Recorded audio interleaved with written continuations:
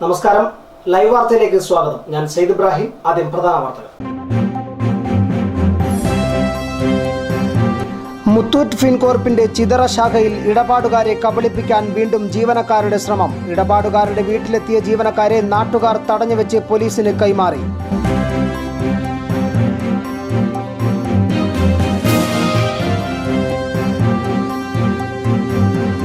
Road നന്നാക്കാത്തതിൽ പ്രതിഷേധിച്ച് നാട്ടുകാർ മേലില ഗ്രാമപഞ്ചായത്ത് ഓഫീസ് ഉപരോധിച്ചു. ജനരോഷമുയർന്നതോടെ റോഡ് നന്നാക്കാമെന്ന് പഞ്ചായത്ത് അധികൃതരുടെ ഉറപ്പ്.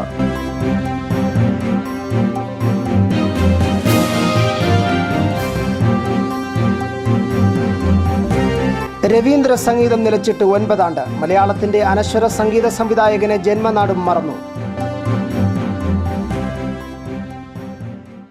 മുത്തൂറ്റ് ഫിൻകോർപ്പിന്റെ ചിതറ ശാഖയിൽ ഇടപാടുകാരെ കബളിപ്പിക്കാൻ വീണ്ടും ജീവനക്കാരുടെ ശ്രമം. ഇടപാടുകാരുടെ വീട്ടിലെത്തിയ ജീവനക്കാരെ നാട്ടുകാർ തടഞ്ഞുവെച്ച് പോലീസിന് കൈമാറി. ബാങ്കിലെ മുൻ ജീവനക്കാരിയുടെ തട്ടിപ്പിന് ഇരയായവരെയാണ് വീണ്ടും കബളിപ്പിക്കാൻ ശ്രമിച്ചത്. മാസങ്ങൾക്ക് മുൻപ് ബ്രാഞ്ചിലെ ജീവനക്കാരി നിരവധി പേരുടെ വ്യാജരേഖകൾ ഉപയോഗിച്ച് മുക്കുപണ്ടങ്ങൾ പണയം വെച്ച് ലക്ഷങ്ങൾ തട്ടിയെടുത്തിരുന്നു. ഈ കാലയളവിൽ കിഴക്കുംഭാഗം ബൗണ്ടർമുക്ക് സ്വദേശിനികളായ ജസീല മൻസിലിൽ ജസീല, ഷിബിൻ മൻസിലിൽ ശൈലജ എന്നിവർ യഥാക്രമം 22,750, 17,500 എന്നീ തുകകൾക്ക് പണയം വെച്ചിരുന്നു. 19/8/2013 പലിശയും മുതലുമായി 19,000 രൂപ ജസീല തിരിച്ചടച്ചു. എന്നാൽ കമ്പ്യൂട്ടർ ബില്ലിൽ തിരിമറി നടത്തിയ ജീവനക്കാരി ഈ തുക കൈക്കലാക്കി. ദിവസങ്ങൾക്ക് മുൻപ് ബാലൻസ് തുകയായ 9,812 രൂപ പലിശ ഉൾപ്പെടെ അടച്ച് സ്വർണം തിരികെ എടുക്കാൻ ചെന്നപ്പോഴാണ് വീണ്ടും ക്രമക്കേട് പുറത്തായത്. 19,000 രൂപ ബാങ്കിന്റെ കണക്കിലില്ലെന്നും ഇത് മുൻ ജീവനക്കാരി തട്ടിയെടുത്തെന്നും ഈ തുകയും ചേർത്ത് 28,812 രൂപ അടച്ചാൽ മാത്രമേ പണയപ്പണ്ടങ്ങൾ തിരികെ നൽകുകയെന്നും ബാങ്ക് അധികൃതർ പറഞ്ഞു. ഇതേ രീതിയിലാണ് ശൈലജയെയും കബളിപ്പിച്ചത്. 17,500 രൂപയ്ക്ക് പണയം വെച്ച ശൈലജ 2013 മാർച്ച് 22 പലിശ ഉൾപ്പെടെ 10,148 രൂപ ബാങ്കിൽ അടച്ചിരുന്നു. എന്നാൽ ബില്ലിൽ 148 രൂപ മാത്രമാണ് രേഖപ്പെടുത്തിയിരുന്നത്.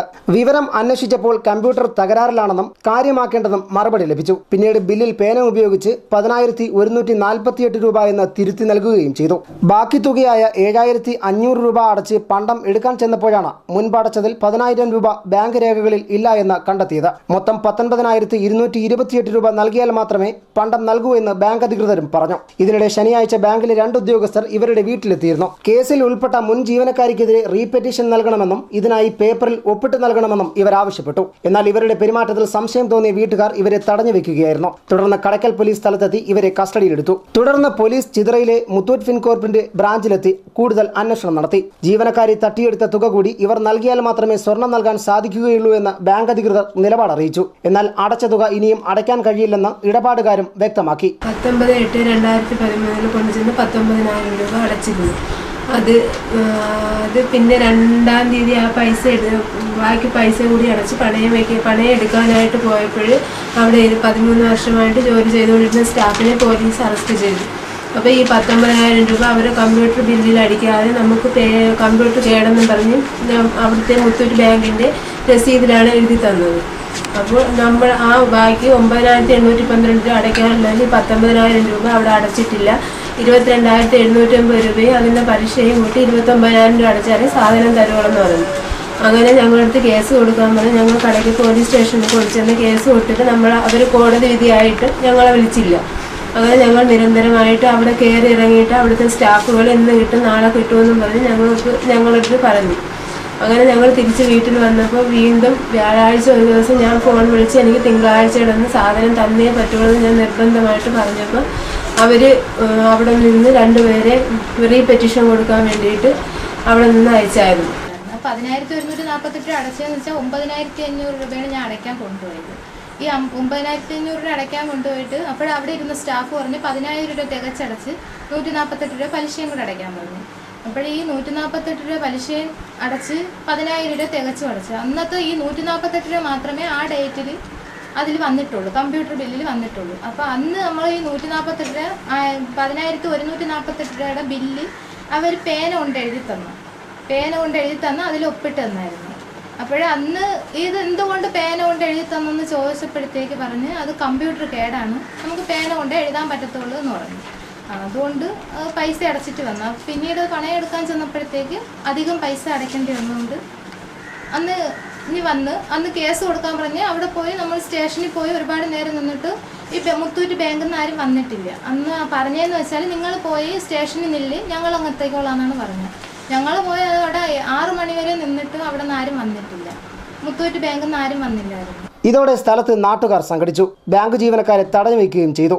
3 മണിക്കൂറോളം നീണ്ടുനിന്ന ചർച്ചകൾക്കൊടുവിലാണ് സ്വർണ്ണപ്പണ്ടം മടക്കി നൽകാമെന്ന് ബാങ്ക് അധികൃതർ ഉറപ്പു നൽകിയത്.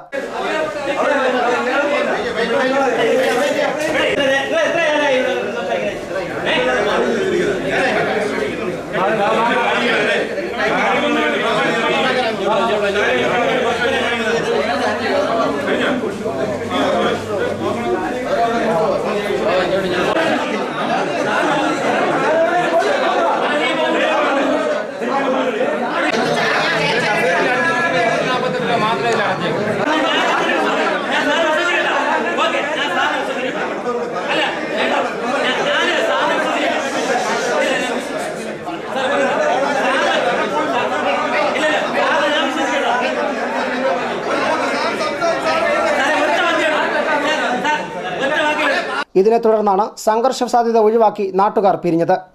News bureau, Kadakkal.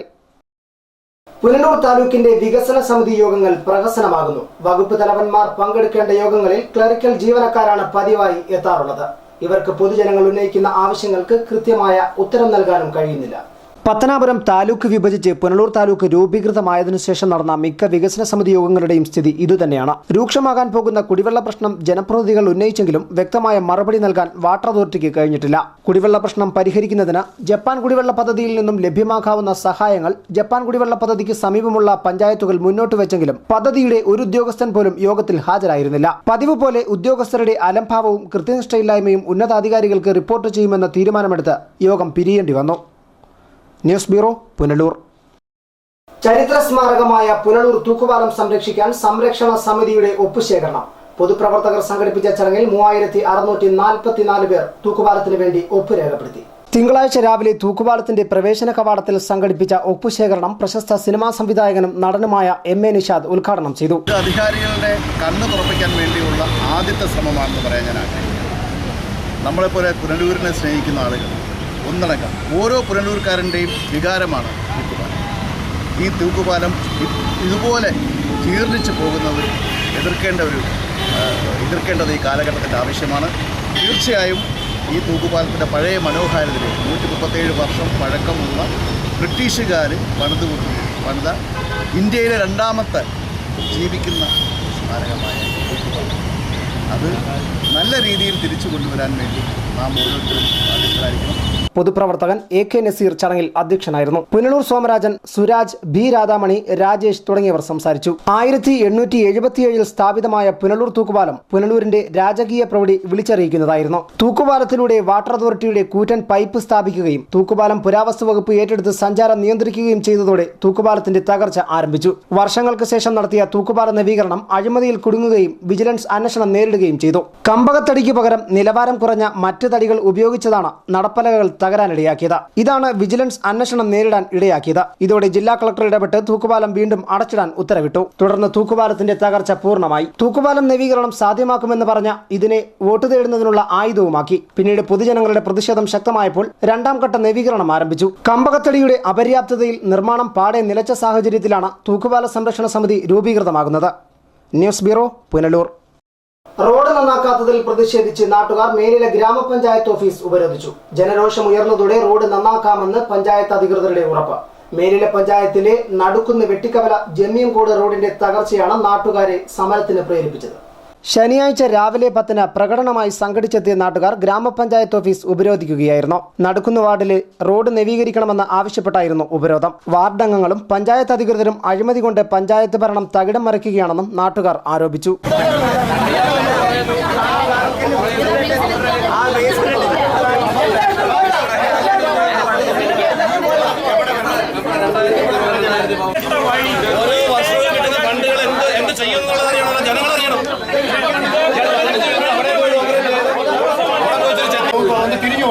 ഇത്രയും മോശമായ റോഡുകളാണ് ഇത്രയും മോശമായ റോഡുകൾ കിടന്നപ്പോഴേ അതിനെ പിന്തള്ളിക്കൊണ്ട് നിങ്ങൾ നല്ല റോഡുകളാണ് കോൺക്രീറ്റ് ചെയ്തത്.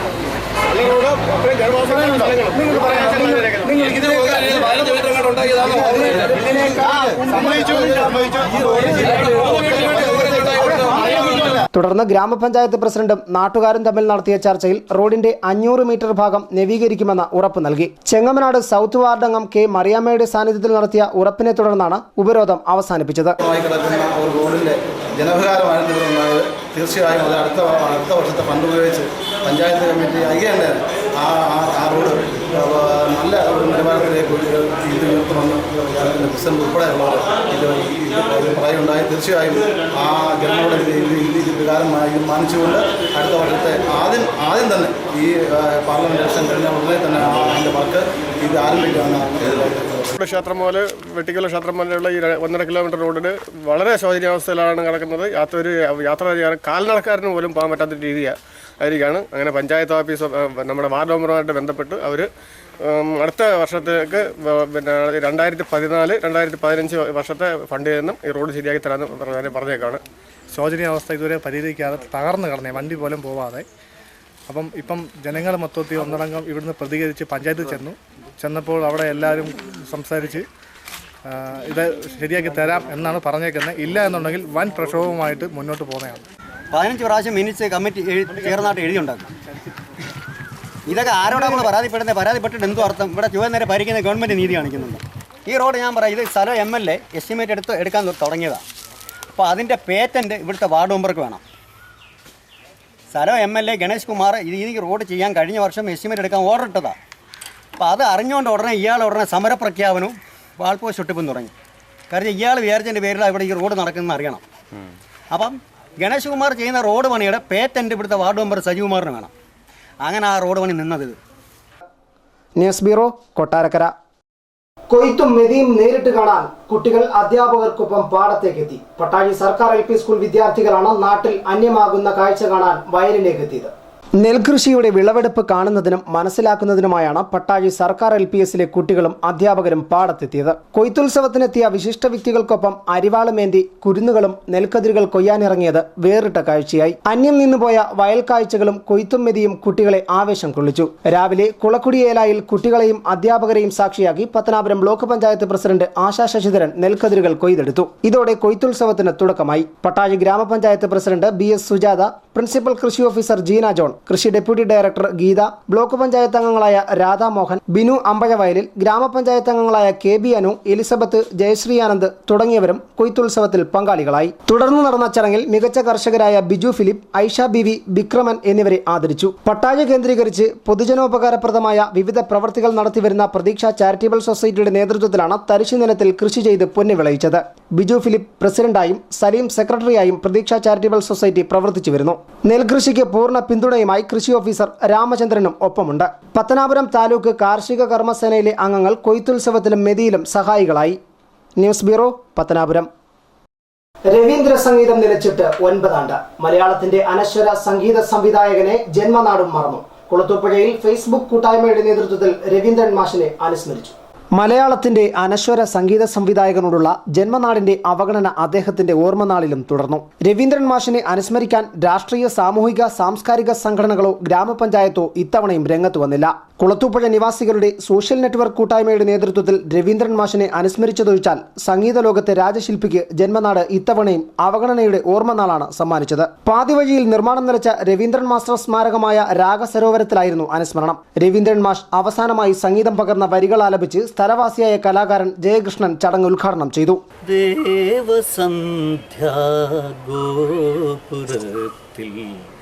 ചാരുചന്ദനമേടയിൽ ദേവസന്ധ്യാഗോപുരത്തിൽ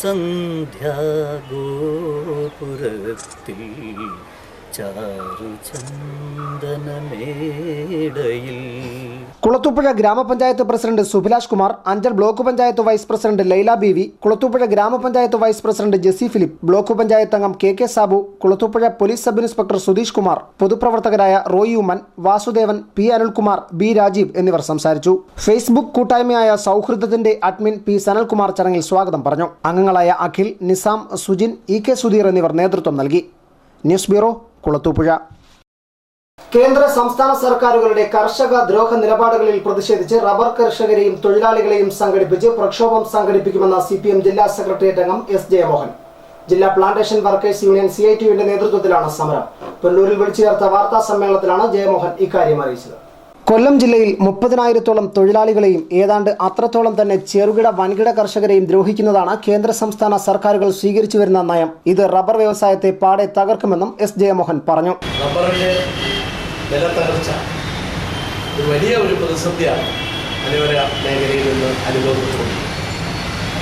250 രൂപ ഉണ്ടായിരുന്ന റബ്ബറിന്റെ വില 140 രൂപയായിട്ട് വർദ്ധിപ്പിക്കാം. ഈ വില കുറയുന്നതിന് കാരണം കേന്ദ്ര ഗവൺമെൻറ് ഏതാണ്ട് 2.25 ടണ്ണോളം റബ്ബർ നമ്മുടെ തന്നെ കർഷകരുടെ കയ്യിലും അതുപോലെ വ്യാപാര സ്ഥാപനങ്ങളിലുമൊക്കെ തന്നെ ആവശ്യത്തിനുള്ള റബ്ബർ ഇരിക്കുന്ന സന്ദർഭത്തിൽ ഇറക്കുമതി ചെയ്യാനുള്ള അനുവാദം കയർ ലോബിക്ക് നൽകിയതാണ് ഇപ്പോൾ റബ്ബർ വില തന്നെ ഇടിയുന്നതിലാണ്. 30,000-ഓളം കൃഷിക്കാർ നമ്മുടെ ജില്ലയിൽ റബ്ബർ കൃഷി ആശ്രയിച്ചിരിക്കുന്നു. 20,000-ഓളം തൊഴിലാളികൾ റബ്ബർ മേഖലയിൽ തന്നെ കർഷകർക്ക് ഉണ്ടായിട്ടുള്ള പ്രതിസന്ധി തൊഴിലാളികളുടെ മുകളിൽ തന്നെ കെട്ടിവെച്ചുകൊണ്ട് അവർക്ക് ലഭിക്കുന്ന ആനുകൂല്യങ്ങളും മറ്റും ഇല്ലായ്മ ചെയ്യുന്നതിന് വേണ്ടിയിട്ടുള്ള നീക്കങ്ങളാണ് റബ്ബർ മേഖലയിൽ മുതലാളിമാരായിട്ടുള്ള ആളുകൾ സ്വീകരിച്ചത്. ഇതുമായി ബന്ധപ്പെട്ട് കൊല്ലം ജില്ലാ പ്ലാന്റേഷൻ വർക്കേഴ്സ് യൂണിയന്റെ നേതൃത്വത്തിൽ മാർച്ച് 5, 6 തീയതികളിൽ പ്രചരണ ജാഥ സംഘടിപ്പിക്കും. വിളക്കുപാറയിൽ CPM ജില്ലാ സെക്രട്ടറി K. രാജഗോപാൽ ജാഥ ഉദ്ഘാടനം ചെയ്യും. മാർച്ച് 9 വൈകിട്ട് 4 മണിക്ക് വിളക്കുപാറയിൽ കർഷക സംഗമം സംഘടിപ്പിക്കും. മുൻ തൊഴിൽ വകുപ്പ് മന്ത്രി P. K. ഗുരുദാസൻ സംഗമം ഉദ്ഘാടനം ചെയ്യും. News bureau, Punalur. Kulathupuzha KSRTC ഡിപ്പോയിലെ കാത്തിരിപ്പ് കേന്ദ്രം നിർമ്മാണത്തിൽ അഴിമതി ആരോപണം. സംഭവം അന്വേഷിക്കണമെന്നാവശ്യപ്പെട്ട് വെൽഫെയർ പാർട്ടിയുടെ നേതൃത്വത്തിൽ പഞ്ചായത്ത് ഓഫീസിലേക്ക് മാർച്ചും ധർണയും സംഘടിപ്പിച്ചു. കൊല്ലം MP N. പീതാംബരക്കുറുപ്പിന്റെ പ്രാദേശിക വികസന ഫണ്ട് ഉപയോഗിച്ച് KSRTC ഡിപ്പോയിൽ പുതുതായി നിർമ്മിച്ച കാത്തിരിപ്പ് കേന്ദ്രമാണ് അഴിമതി ആരോപണം നേരിടുന്നത്. 10 ലക്ഷം രൂപയാണ് കാത്തിരിപ്പ് കേന്ദ്രത്തിന് അനുവദിച്ചത്. എന്നാൽ 200 സ്ക്വയർ ഫീറ്റിൽ താഴെ മാത്രം വരുന്ന ടൈൽ പാകിയ തുറന്ന കെട്ടിടത്തിന് 10 ലക്ഷം രൂപ ചെലവായത് എങ്ങനെയെന്ന് വ്യക്തമല്ല. നിർമ്മാണത്തിൽ വ്യക്തമായ അഴിമതി നടന്നിട്ടുണ്ടെന്ന് ആരോപിച്ചായിരുന്നു വെൽഫെയർ പാർട്ടിയുടെ പ്രതിഷേധ മാർച്ചും ധർണയും.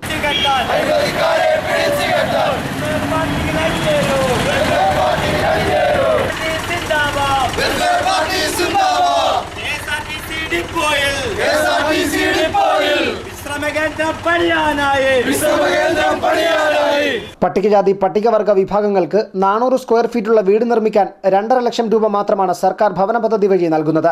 ജനറൽ വിഭാഗങ്ങൾക്ക് ഇത് 2 ലക്ഷമാണ്. എന്നാൽ 200 സ്ക്വയർ ഫീറ്റ് പോലുമില്ലാത്ത തുറന്ന കാത്തിരിപ്പ് കേന്ദ്രം നിർമ്മിക്കാൻ 10 ലക്ഷം വിനിയോഗിച്ചത് എങ്ങനെയാണെന്ന് അന്വേഷിക്കണമെന്ന് സമരക്കാർ ആവശ്യപ്പെട്ടു. വെൽഫെയർ പാർട്ടി ജില്ലാ സമിതി അംഗം KV മുരളി ചടങ്ങ് ഉദ്ഘാടനം ചെയ്തു. യാത്രക്കാർക്ക് വിശ്രമിക്കുവാൻ വേണ്ടി നിർമ്മിക്കുന്നതിനാണ് പൊതുഫണ്ടായ എംപിൽ ഫണ്ടിൽ നിന്നും ഈ തുക ഇവിടെ അനുവദിക്കപ്പെട്ടത്. എന്നാൽ പ്രിയമുള്ളവരെ, നമ്മളൊരു കാര്യം ആലോചിക്കണം.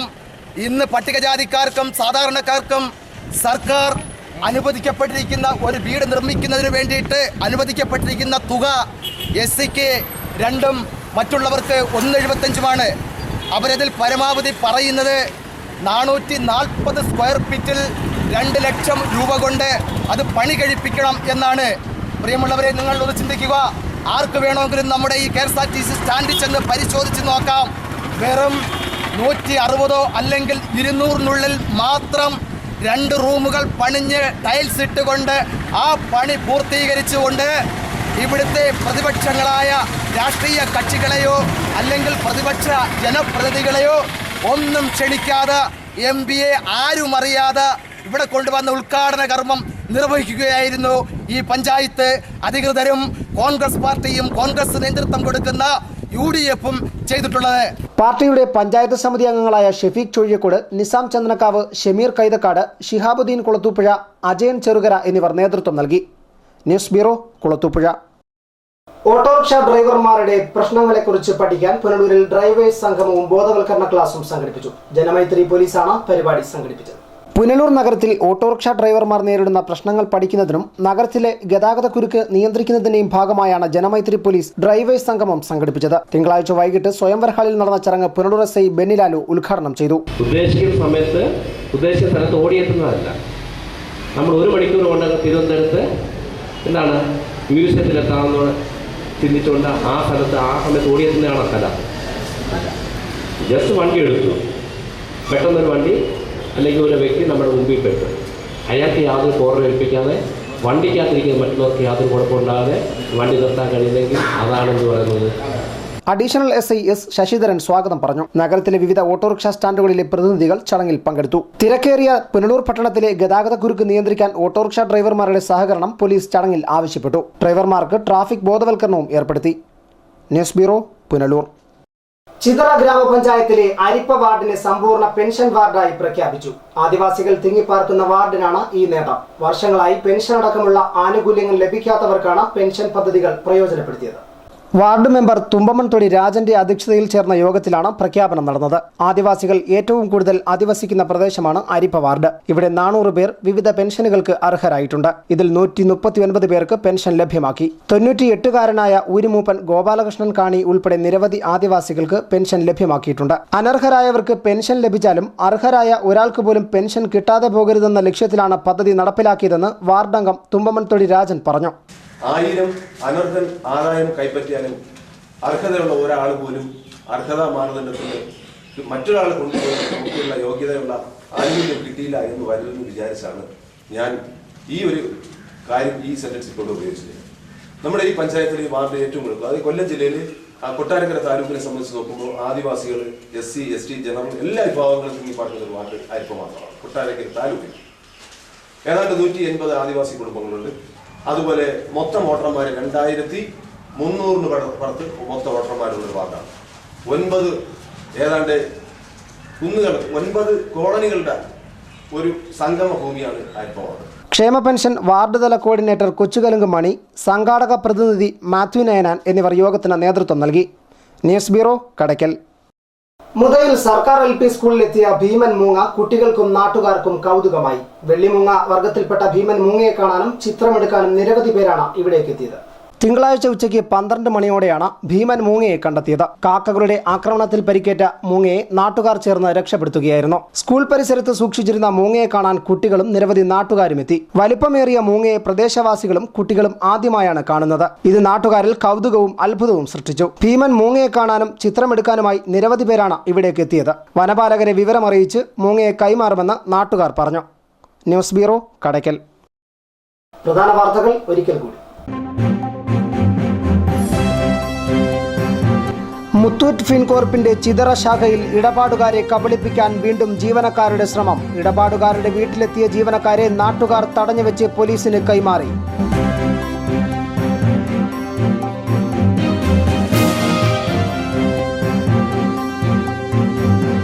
റോഡ് നന്നാക്കാത്തതിൽ പ്രതിഷേധിച്ച് നാട്ടുകാർ മേലില ഗ്രാമപഞ്ചായത്ത് ഓഫീസ് ഉപരോധിച്ചു. ജനരോഷമുയർന്നതോടെ റോഡ് നന്നാക്കാമെന്ന് പഞ്ചായത്ത് അധികൃതരുടെ ഉറപ്പ്.